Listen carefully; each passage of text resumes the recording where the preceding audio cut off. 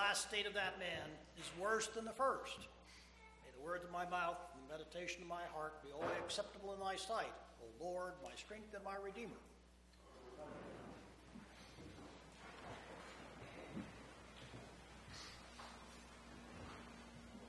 Well, here it is in the middle of Lent. We're surrounded by demons.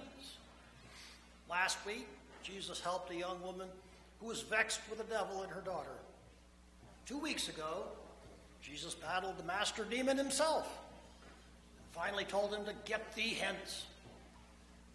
And today we find ourselves in the midst of many demons, including Beelzebub.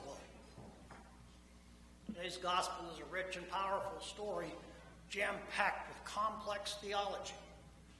A person could preach on this gospel for several hours, but I probably won't.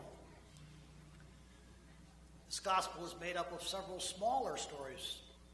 The first one is Jesus casting out the demons. The second one is his version of spiritual housekeeping. And the last one is Jesus' exchange with the certain woman. All of these would be excellent sermon topics.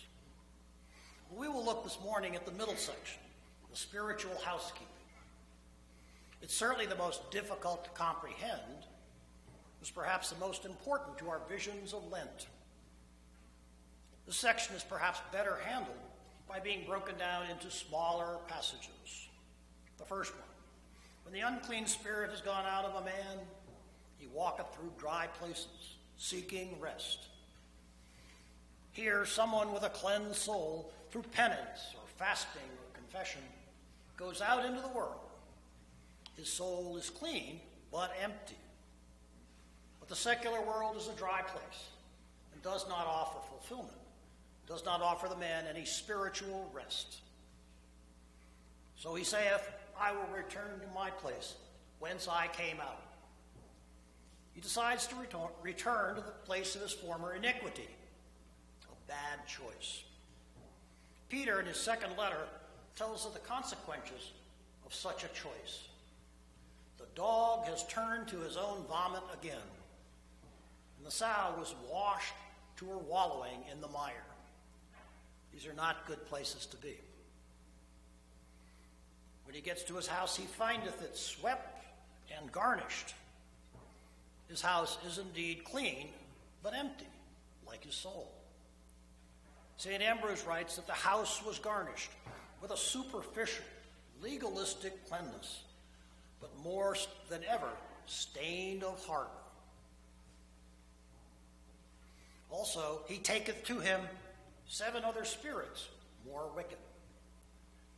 Father Robert Krause of the Anglican Church in Canada captures this new scene beautifully. The vacant soul is vulnerable to new and stronger faults and fallacies, and the number waiting to enter in and make us captive once again is legion.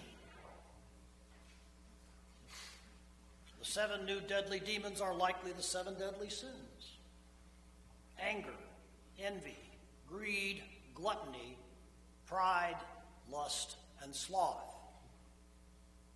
So in the end, the last state of that man is worse than the first. To return to our previous sins is worse than the first instance of sin. St. John Chrysostom reminds us, for if we who have been given light and delivered from our former miseries return again to the same iniquity, then more grievous shall be the guilt of the sins that follow. St. Peter, in the previously mentioned second letter, repeats this warning to us. For it had been better for them not to have known the way of righteousness than, after they had known it, to turn from the holy commandment delivered unto them. God always forgives us our sins, but he certainly is a little bit less understanding of our willful return to the former sins. Now, another complexity of this passage is that it can be read on a variety of metaphorical levels. Several of the church fathers, including St. Cyril, saw the passage as a look into Jewish religious history. After all, some of the people's questioning Jesus this morning are no doubt Pharisees. And Jesus is taking this opportunity to tell them of their religious failings. The history goes something like this. The Jews were in an unclean house in the land of Egypt. When they came out, they went through dry places, the Sinai desert. But they found no rest when they came to the promised land. Instead, they took on other spirits, the customs of their heathen neighbors. And their last state, where they are in Jesus' time, is worse than the first, when they were in Egypt. Because they had seen the Messiah, they refused to acknowledge or accept him. On a second metaphorical level, which is, of course, more important to us today, is that this little house cleaning passage reflects the structure of the Lenten season. The first 3 weeks of Lent are filled with exposing and expelling the demons in the lessons, and filled with exposing and expelling the demons of our own lives as well. Then the second half of Lent will focus on filling our souls with good and holy sustenance, out with the old, in with the new. New wine in old wineskins. Next Sunday is Latari, or Joyful Sunday. We will have rose vestments, rose trimmings on the altar. We will not hear of any demons, but a feeding of the 5,000, the precursor of our own Eucharist. And the following Sunday is Passion Sunday. We do hear of Jesus accused of being a devil, but mostly we hear of our fulfillment from the Old Testament. And we begin to hear hints of the upcoming Passion Week. So today is the midpoint of our Lenten journey. Our souls should be cleansed and emptied with all our demons cast out. And we should be setting our sights on filling those empty souls with holy sustenance for the next 3 weeks. But this twofold process is not entirely linear. It is not X number of days of cleansing, pause for a brief halftime, and then on to X number of days of filling. To see the process this way puts us at the same risk as the man in the house.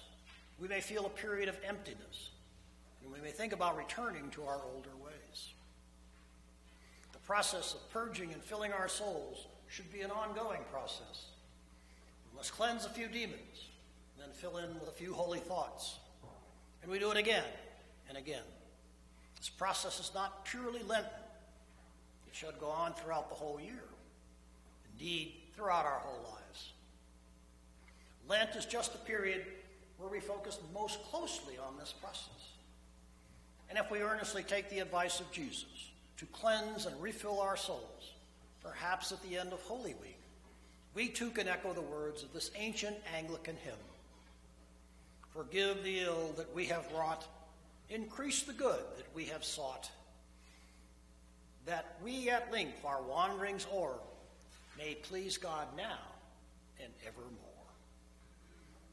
Now to God our Father, to his Son our Savior, and to the Holy Ghost be glory and majesty, dominion and power, both now and evermore. Amen.